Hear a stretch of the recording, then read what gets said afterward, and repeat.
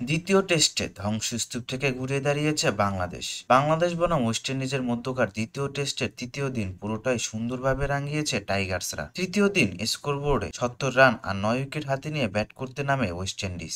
নাহিদ রানার এই দিন আগুন জ্বালানো বোলিংয়ে চোখে সর্ষে ফুল দেখছিল ওয়েস্ট ইন্ডিজ ব্যাটাররা। অধিনায়ক ক্রেগ ব্রাথওয়েটের ৩৯, কেসি কার্টির ৪০ রানের উপর ভর করে প্রথম ইনিংসে ১৪৬ রান সংগ্রহ করে অল আউট হয়ে যায় ওয়েস্ট ইন্ডিজ। বাংলাদেশের নতুন পেস সেনসেশন নাহিদ রানা একাই শিকার করেন ৫ উইকেট। এছাড়া হাসান মাহমুদ ২টি, মেহেদী হাসান মিরাজ, তাসকিন তাইজুল যথাক্রমে ১টি করে উইকেট শিকার করেন। দ্বিতীয় ইনিংসে ব্যাট করতে নামে আবারও ব্যর্থ বাংলাদেশের ওপেনার মাহমুদুল হাসান জয়। ০ রান করে জর্ডান সিলসের বলে আউট হয়ে প্যাভিলিয়নের পথ ধরেন জয়। দ্বিতীয় ইনিংসে বাংলাদেশি ব্যাটসম্যানরা অনেকটা আক্রমণাত্মক ক্রিকেট খেলার চেষ্টা করেছে। বাংলাদেশের হয়ে দ্বিতীয় ইনিংসে এখন পর্যন্ত সর্বোচ্চ সাদমান ইসলাম ৪৬ এবং মেহেদী হাসান মিরাজ ৪২ রান করেন। তৃতীয় দিন খেলা শেষে বাংলাদেশ সংগ্রহ করে ১৯৩ রান ৫ উইকেটের বিনিময়ে। জাকির আলী ২৯ এবং তাইজুল ইসলাম ৯ রানে অপরাজিত আছেন। তৃতীয় দিন শেষে ২১১ রানের লিড নিয়ে অনেকটা স্বস্তিতে আছে বাংলাদেশ।